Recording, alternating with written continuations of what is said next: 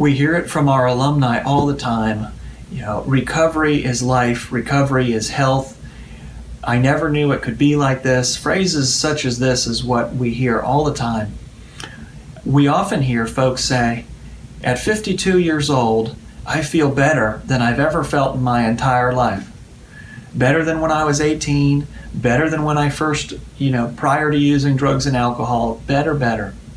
And we often ask them, could you describe that feeling and why that is? And uniformly they say, I have learned tools, ways of life, ways of living that I just never had before. I didn't naturally share my feelings with folks. I didn't naturally feel safe. I didn't naturally trust. I didn't naturally exercise. I didn't naturally diet. I didn't meditate. I didn't go to a therapist. I didn't go to a physician. These are behaviors that are new for me.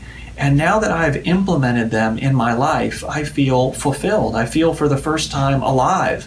And we're getting that uniformly from our alumni, regardless of their age.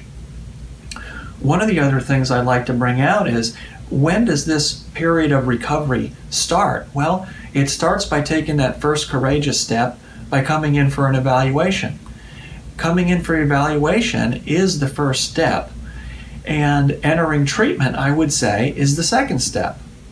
Now, during treatment, something magical happens, and that is often motivation turns from external to internal. And this internal motivation has been described in many ways over the years. Some talk about a bottom, hitting a bottom. Well, what is a bottom? Relatively speaking, it's when I begin to appreciate, I begin to fear this disease more than I fear change.